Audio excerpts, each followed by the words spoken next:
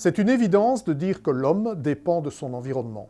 Sans lui, il ne pourrait survivre. Et quand la qualité environnementale se détériore à un endroit donné, la santé des populations qui y vivent se dégrade de concert, surtout chez les plus pauvres et les plus vulnérables. Les agriculteurs des pays du Sud en ont fait l'amère expérience lors des périodes de sécheresse. Pourtant, depuis plusieurs décennies, et malgré la menace que fait peser sur la sécurité alimentaire la dégradation de l'environnement, celui-ci est gravement menacé dans de nombreuses régions du monde par les activités humaines, dont l'agriculture. Force est de constater que la réponse apportée n'est pas souvent à la hauteur des défis à relever, faute de reconnaître l'importance des relations entre la production végétale et les caractéristiques du milieu. On observe que la qualité de l'environnement se dégrade partout et que sa capacité à produire et à nous fournir ces précieux services écosystémiques se réduit. Même si on ne peut nier l'influence des changements climatiques sur l'évolution du milieu, ce sont bien les activités de l'homme, industrie, transport, commerce, qui sont principalement à l'origine d'une dégradation de la qualité environnementale. Selon les cahiers du développement durable, l'homme est responsable de 2 types d'impacts majeurs négatifs sur l'environnement. 1. La pollution du milieu et 2. La destruction des écosystèmes. La culture et l'élevage intensif ont un profond effet sur l'environnement.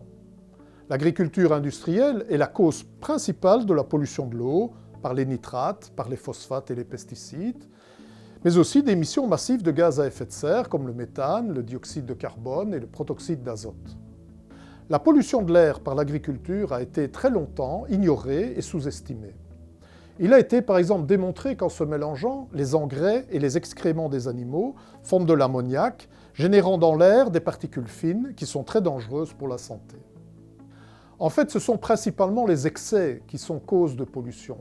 Quand les engrais sont appliqués en quantité supérieure à ce que les cultures peuvent absorber, ou lorsqu'ils sont emportés par l'eau ou par le vent avant d'être absorbés, ils peuvent être lessivés vers les nappes ou transférés vers les eaux de surface.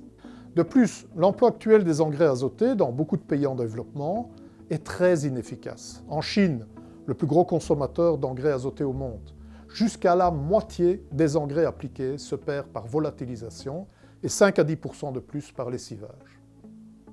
On distingue souvent les pollutions en fonction des milieux sur lesquels elles agissent. Ainsi, on parle de pollution de l'air, des sols, de l'eau ou d'un écosystème en particulier, comme la pollution des rivières par les nitrates par exemple. Rares sont celles qui n'ont que des effets transitoires. La majorité des pollutions d'origine agricole ont des effets persistants, voire des effets qui vont s'amplifier avec le temps par l'accumulation des polluants dans le milieu. C'est le cas par exemple avec les métaux lourds ou de certains pesticides qui sont peu biodégradables. On peut donc dire, sans exagérer, que si l'agriculture industrielle ou conventionnelle ne corrige pas ses propres excès, elle compromettra à terme son propre avenir par la perte de matière organique, la compaction, la salinisation, l'acidification des sols, par le soutirage excessif d'eau dans les nappes, par la perte de biodiversité ou la réduction de la diversité génétique des cultures. Au contraire, selon la FAO, si des méthodes de production plus durables étaient adoptées, les impacts négatifs de l'agriculture sur l'environnement pourraient être atténués. Dans certains cas même, l'agriculture pourrait permettre de résoudre certains de ces problèmes, par exemple en stockant le carbone dans le sol, en aidant à l'infiltration de l'eau et en entretenant les habitats qui vont favoriser la biodiversité.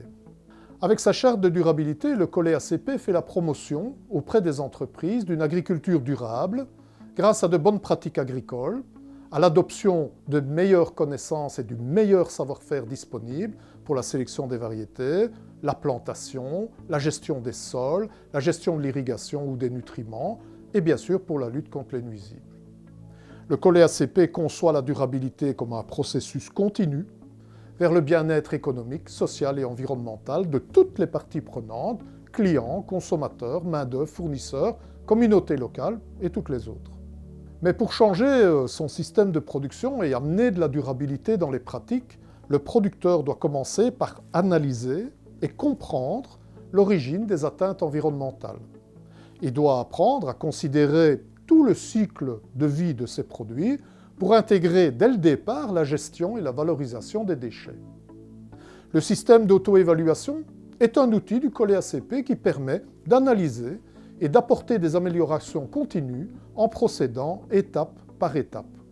Il encourage le respect des réglementations et des normes, l'adoption de méthodes de production plus durables et de techniques adaptées afin de restaurer progressivement la qualité environnementale du milieu. Il consolide la viabilité financière de l'entreprise et il facilite l'accès au marché.